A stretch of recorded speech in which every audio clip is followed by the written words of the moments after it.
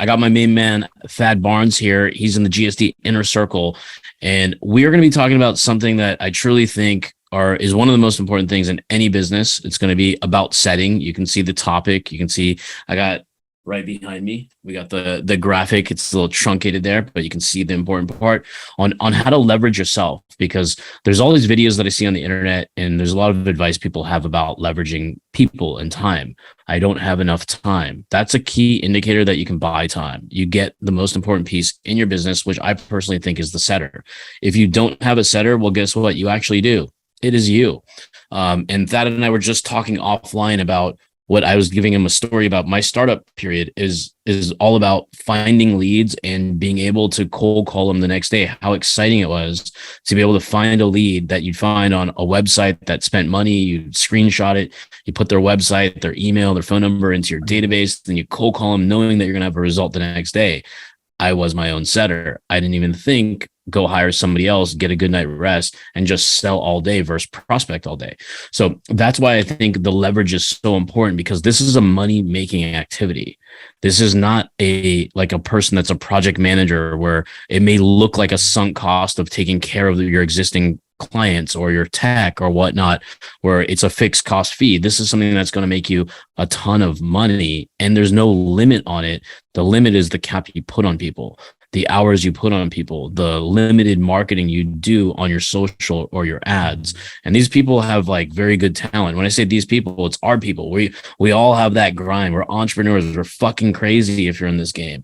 You have to be a little bit off to start your own business by trading a cushy 9 to 5 or an uncushy 9 to 5 to become a 24/7. Oftentimes people will be making less than minimum wage or half of less than minimum wage when you're first starting out. And then you have that explosion where you're like, fuck, this was all worth it.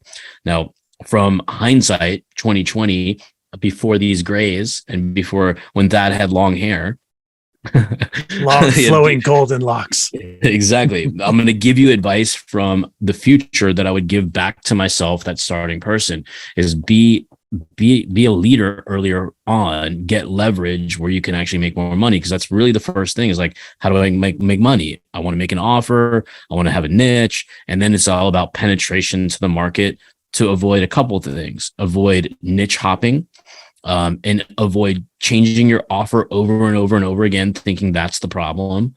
And then also not making enough outbound calls, outbound contacts, and negotiations on calls. So those are kind of like the three things that I would argue to say are not the problem. The problem is you just don't have enough opportunities to make enough offers, causing you to think it's something else. So that was a long introduction to what we're going to be talking about. It's going to be all things setters. My main man Thad here has been just like awesome to work with. Like, we help get some setters for him, train them, and he runs with them. I mean, he does his own culture building, he does his own meetings, and then he also shares with us the results. Because I love seeing like three booked appointments from setter A, 4 booked appointments for setter B, closed deal. Like, I mean, that's what is all about. We got to get that time in place. So welcome to the show, Thad. Thanks for being here. I'm going to let you introduce yourself. Tell us what you're up to now. Thanks. I really appreciate that. My name's Thad. I've owned a digital marketing agency for 7 years. And like Rahul was mentioning, at first I was sucked in by the laptop lifestyle, right? And so I thought I could work 4 hours a week and do nothing and just have a team do it all. That is not the case. Your work style changes. What work you do changes, but we've gone from being a full-blown dropshipping enterprise to a full-blown marketing agency to now I'm actually starting another company. It's started where we're doing entire lead gen system for our clients in all kinds of niches. So that's really what we're up to. And we've been working with Rahul, with you and Ben and Cody in your team at GSD to pull in setters. We've got 4 setters now and another one coming on. So it's been critical for us, like you said, to stop doing all of the lead generation and the prospecting and all that stuff myself, because my expertise is not there, right? I want to know how it works. I'm a systems and process guy. I want to know how it works, but I need someone else to do that. That is the fuel, right? I am not an oil pump, right? I don't pump fuel. I hire people to do that, and they do it really well, especially because we're getting them come from and trained from GSD. It's just been, I'll tell you what, it's been awesome. Like, what were you doing before, like, we even met, like, for setters or for the business? So I'm a team builder. I've built out teams and systems for fulfillment, but the Hmm. prospecting was all me. The sales calls were all me. All of that was me up until last year, about a year ago. I joined a group and learned a bunch of stuff. Great group. There's actually some people in this group that are members of that group as well. Learned some great things, some great processes, put together a system of lead generation on LinkedIn in particular, Hmm. and built that out. And it's like clockwork, it's fire, but I needed more. And so when I was looking, there you were. Awesome. Like, how did you come across us? Was it like an ad, It or was, was it yeah, I through? saw a Facebook ad. Okay, very cool. So Cody's bright, congratulations. smiling face. It was beautiful. And you still clicked it. I love it. If you guys out there in the audience, hashtag live, hashtag replay, if you see our ads, comment on those suckers, click it, see what happens, maybe even book a call. Good things happen when you do clicks on our ads. Anyways, yeah. So you went from another program and then you joined ours. Like, what's been your experience so far? Like, how have we been able to serve? And you can be completely honest. Couple of things. One is the highly detailed nature of the calls that we have every single day. So other groups will have group calls and they just have a topic and the coach or person kind of talks about it. Maybe they'll ask, what are your wins? What are your challenges? And that's kind of it. What I really like about GSD is that, for example, if I'm having trouble with content creation or if I'm having trouble with some of my clients' ads, I can hop into Cody's call and say, Cody, I'm having trouble with this client, with this ad, with this problem. And he'll say, share your screen. Let's fix it right here. I love that dive into it nature. And it doesn't seem to matter if I need 10 minutes or 20 minutes. The call is going to go an hour. It's going to go an hour and a half to get people's questions answered. And I think that even though it's a group call, that personalized nature of the help that you receive has been key for me. Like with other groups, I've had that same thing where there's just so many people on, and while they're cool and all from a very, very high level Mhm. kind of information, when it comes to action, like you almost feel depleted that you can't do it because you didn't have that attention. Is that what you missed out on those previous groups? What they didn't have is that personalization with a group setting. Yeah, I think that's a big part of it. Yeah. They have, a lot of other groups have videos you can watch and stuff you can read, and that's all really good. It's really good content. Mm-hmm. But there's always that example that just doesn't fit you, right? What you're Mm-hmm. doing. And so to be able to come into a call with Ben and say, my setter is sending these messages and this is where we're getting stuck. He'll say, let's pull them up. Let's take a look at the whole conversation, not just that message, but let's look at all of it. And then he'll look directly into my account or my client's account and figure out, okay, this is where the message broke down. Here's what I want you to say. So that detailed personalized help has just been, it's so different than anything I've experienced. What's been like one of the funny lines that Ben has shared to reactivate a conversation or bring back somebody from a ghost? If you remember or recall it off the top of your head, we'll share it with the audience here. And then we'll get into some jam sessions about setters and whatnot, just so Sure. like I truly, like, if I started my business over, this is how passionate I am about this, is that if I started another business or my business over from scratch, the first hire I would absolutely have as early as humanly possible is going to be a setter, just because I can scale so much faster. It'd probably take, I honestly think with my offer and my industry, if that was picked out, giving a setter the scripts and the outreach directions and the numbers I want them to hit, not only from the vanity metrics, which is how many calls, how many DMs, how many platforms, all that shit get tracked, but I need all roads lead to 5. My number is 5. 5 a day will keep the doctor away. Our bank account's fat. We're going to fucking scale. You'll get bonuses. We'll all win. Stay loyal. Stay with me. Let's make money. Right. Yeah, exactly. It's funny. It's the most simple message to reactivate a conversation, but it's, are you ignoring me on purpose? And we get all kinds of various responses to that. Some people even like get all pissed off and they're like, yes, I'm ignoring you on purpose. That's why I haven't sent anything back in a month. But other people like, oh my God, I'm so sorry. I just got busy and I forgot. It's a funny little thing. Like people just take it like, on purpose. And it's so effective though. It's one of the best things I've seen in terms of reactivating a conversation like that. Yeah, no, those are always great. Then we have the humorous ones. Yeah. I've been using the like, I don't know if I made this up. I joke around with my buddies that screen me that won't go to happy hour with me. And I'll just say, hey man, is everything okay? They'll be like, what do you mean? And I'm like, should I cancel the milk carton ad because I thought you were missing?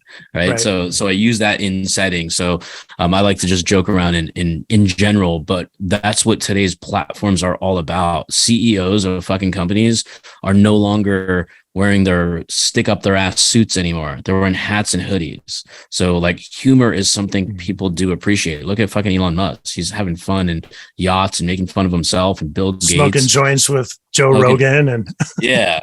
And to keep like sane in a crazy world where you guys out there in the audience, I see you guys out there live. By the way, shout out to Jason. He's on our team, the GSD. What up, Nick? 5 to stay alive. I love it. Exactly.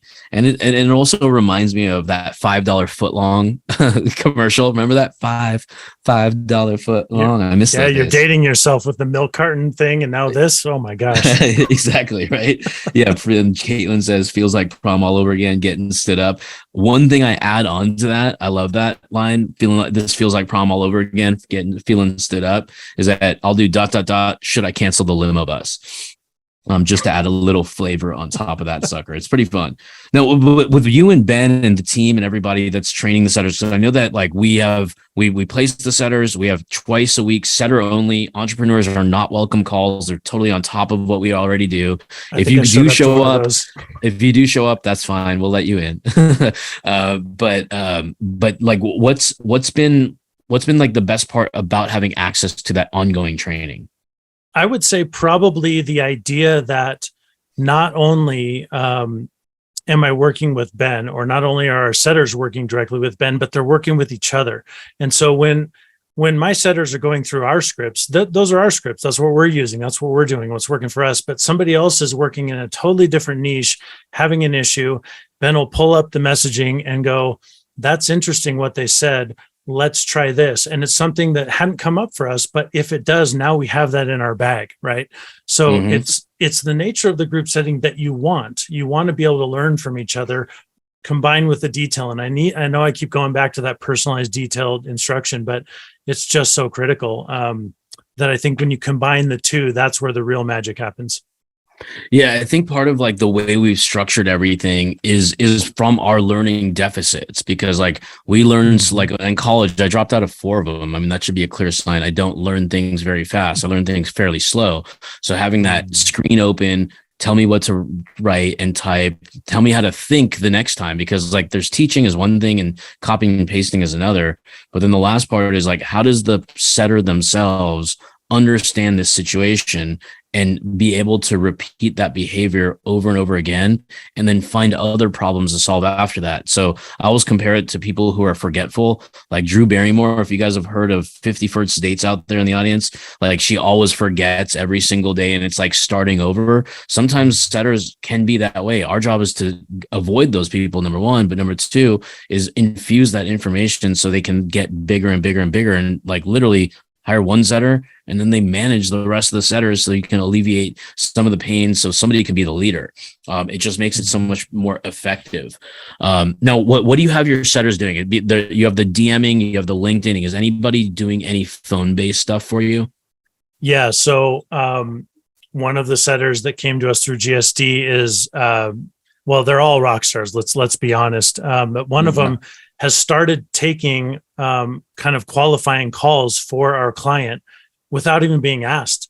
He's just like, look, I have all this experience. I've been doing, cold calling. I've done all these kinds of things. I've worked in this industry for, 15 years. And he's like, look, I'm going to just triage these for you. And I asked the client, is that cool? And he's like, yeah, I didn't even know that was a thing that you guys did. And I said, well, yeah, of course it is. But that's how awesome they are, right? Yeah. Is that I want to shout him out. His name's Jimmy. He's awesome. He's just killing it. He's a hard worker. Our other setter that came from you, Rigo, the guy's already on fire setting appointments. I know I sound like a freaking commercial for you guys, but I mean, I'm impressed. I love it. I'm all in, guys. I'm GSD. So That's what you do. That's awesome. No, I appreciate that shout out. Like, by the way, when we came on here, Thad was like, what are we going to be talking about? I'm like, I don't know. We're just going to ask some questions and jam out for a second. Okay. So everything I'm about to ask is unplanned. We just came on. But anyways, Lau, I appreciate having you in. And like, if anybody has any questions out there in the audience, like, let me know what those questions are. Maybe we can answer them. And quite honestly, if you don't have a setter in your business, know that you are the setter. If your setter is not productive, also know that that's your responsibility, and take responsibility as it being your fault.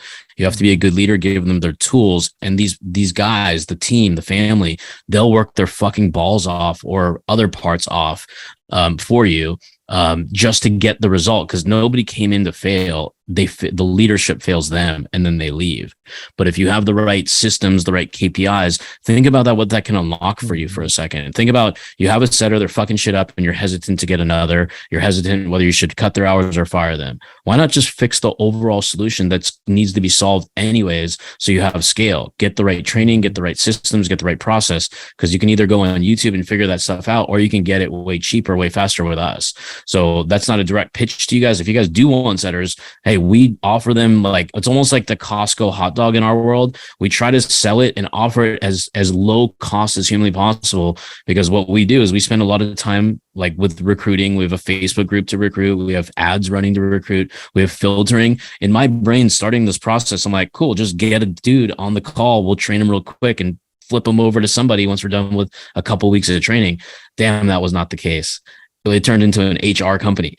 We have 2 people dedicated to training and recruiting setters and replacing people that disappear just on our team that we actually needed in our regular business. And it just took so much time and energy and effort we just did not plan for. So we're taking everything to an nth degree because of the quality. It's almost like that movie from American Gangster, that scene where was Denzel Washington gets pissed off at Cuba Gooding Jr. for him infringing on his patent of blue magic. Mm-hmm. We're not selling crack cocaine or heroin here. We're selling like the power that maybe you get as a result of it in the form of a setter. So we call this our blue magic because it's the most premium shit that we've seen out there based on our training. So that's kind of what the GSD is about. We just want to make sure we can put a quality product on the streets so people can start cash flowing it. I think another thing that's important to mention here, Rahul, is that the setters that are rock stars don't have to come only from GSD. And I'll give you an example. My very first setter, Dial, who's probably watching this on my Facebook profile. I worked with Dial 6 years ago. I needed somebody. She was the first person I called.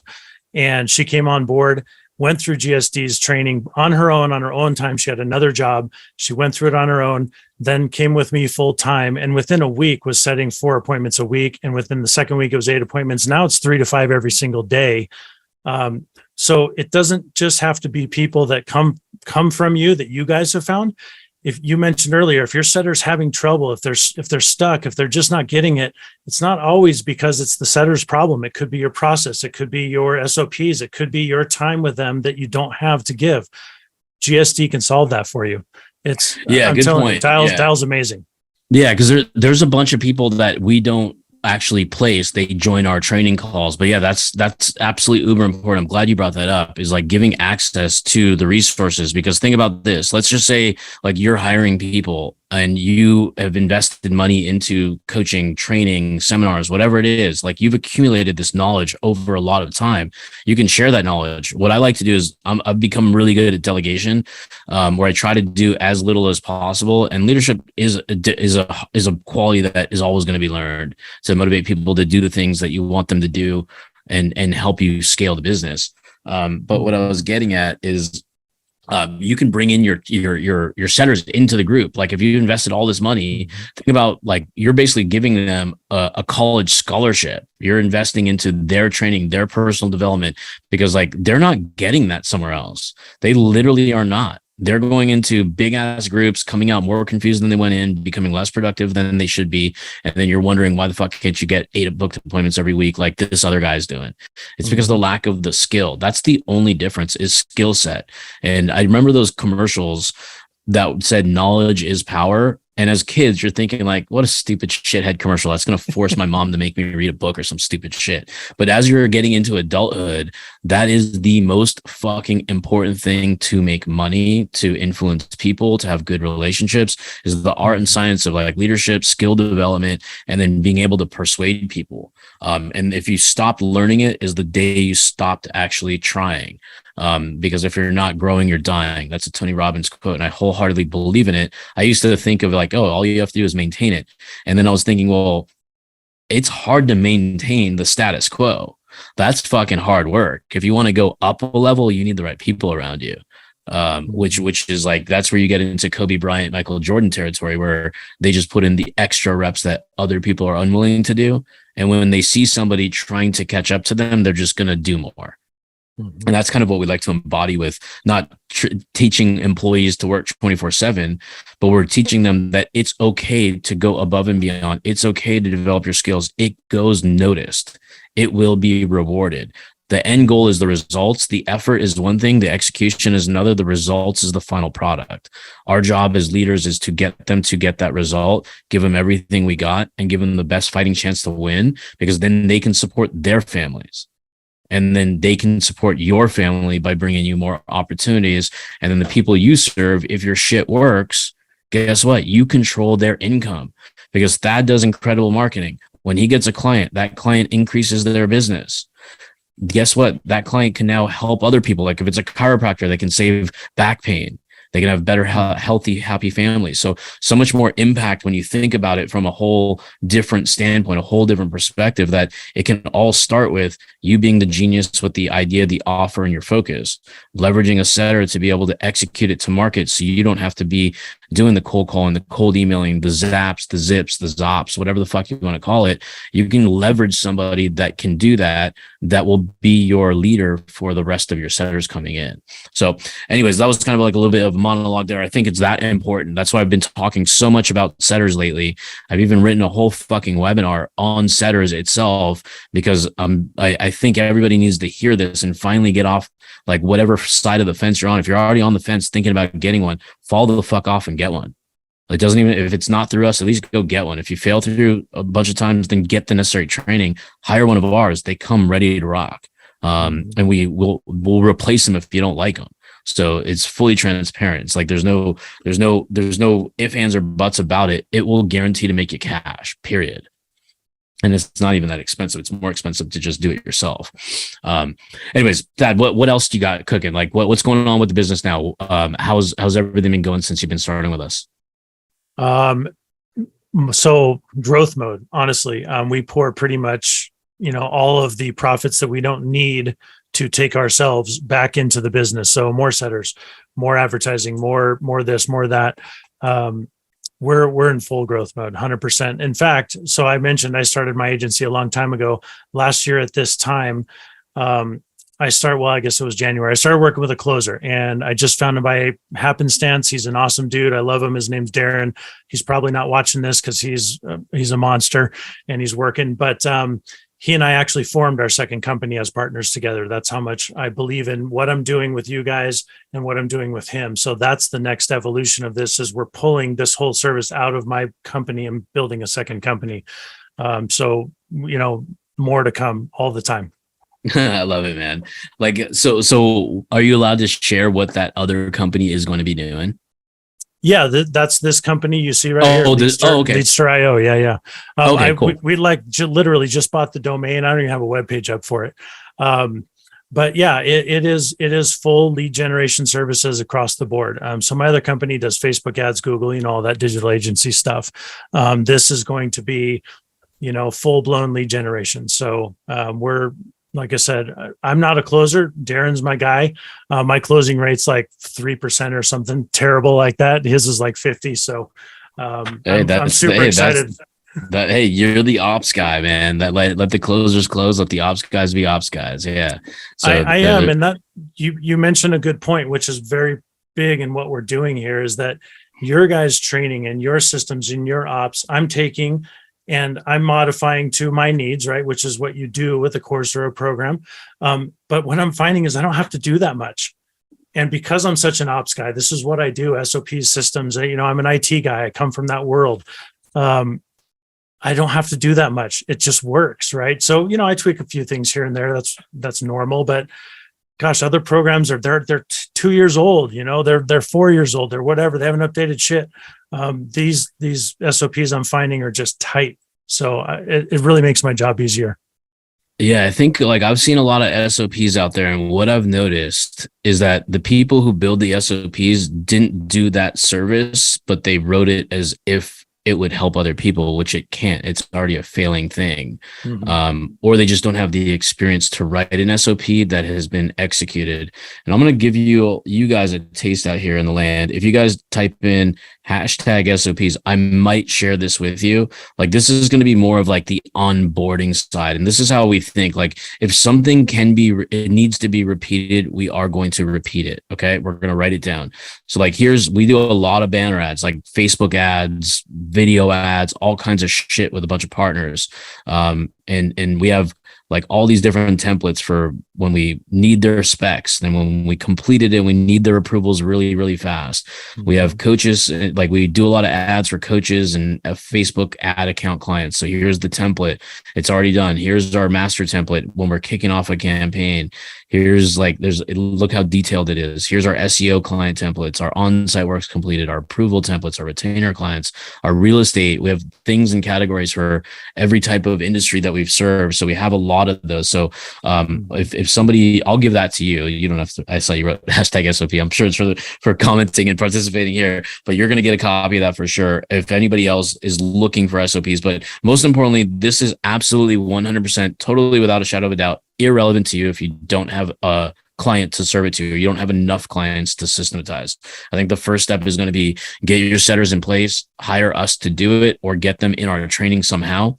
And do #setter if you're out there. You can't get pregnant or die by having a conversation. You can only learn a thing or two. And we know a couple things doing this for 18 years. So drop a #setter if you want that. And if you do #SOP, if you're not in the GSD, I'm going to first give it to the inner circle people.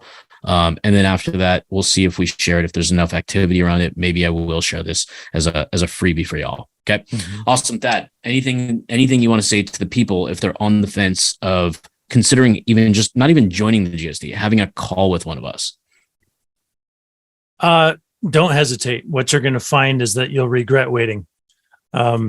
Just like Rahul said, you've got to have fuel for the engine. You've got to have a setter. That should be your first hire. I made that mistake. I hired a team to fulfill, right? When I'm a systems guy, I could easily generate systems to fulfill my clients. So hire a setter. If you can't get leads in the door, you're missing out on money. You're leaving money out in that big ocean full of money for you, right? So your clients are waiting for you. I would say the other thing is that so many people think, well, there's so many people in my niche, it's a red ocean. That's bullshit. Okay, there's enough clients out there for everybody, number one. Number two, there's an agency that just failed the client you're about to talk to. So be that company that can fulfill and deliver excellent service, and there's always opportunity. One more question before we go. Like, sure. When you signed up, what was going through your mind? Was there skepticism? Is this for real? Like, who the fuck are these guys? Like, were you even actually, let me ask the question in order. Were you even familiar with us when you signed up with us? I was not. I saw an ad. I clicked on it. I wanted to hop on the call because I was looking for something. I needed a setter. I was looking for a system, something to solve the problem that I didn't have time to solve. So I had no idea who you were. I'd never heard of you. Got it. Okay. And then you spoke to, was it Jason on our team? First, I spoke to Ben. He did the kind of the qualifying call, and then he turned me over to Jason. Yes. And then did you sign up and pay on that call, or did you need more time to think about it? I didn't need more time to think. I was honest with Jason that I had 3 other companies I was talking with, and I wanted to give them the opportunity. He specifically asked me, do we check all the boxes? And I said, yes, you do. And he said, why aren't you ready to go right now? And I said, because I committed to giving these other companies the opportunity to speak to me, and I want to see what they have to say. You know, I'm just a guy of my word. I'm not going to cancel meetings. So that's what I did. And it was an easy decision. Once I was done, I was like, yeah, it's a no-brainer. Who were those other 2 companies? I'd rather not say. I'm just kidding. I'm just kidding. You don't have to say this. But anyways, no, I appreciate that. Thanks for hopping on here. Now, you guys in the audience, thank you guys for number one joining us. And if you guys had any value in here, let us know in the comments what your takeaway is and what you need help with. It doesn't mean we're going to slide up in your DMs and start selling you shit. You guys just have to be honest with yourselves to be able to get your goals, because that's the first and foremost number one thing on the planet is be honest with yourself. Because I know I'm pretty honest with people. I'm straight to the point. I'm a straight shooter. If somebody says, how's your day going? I'm not going to say good. How are you? If how's your day going? I'm like, I'm pretty fucking tired because I skipped the fucking gym and I went a little bit later and I stayed up late at night. How's your day? So we're going to give you like information. We try to be as transparent as possible. We have websites with all the shit about us, student results. If you just need help and you're not ready to buy anything, get our free course.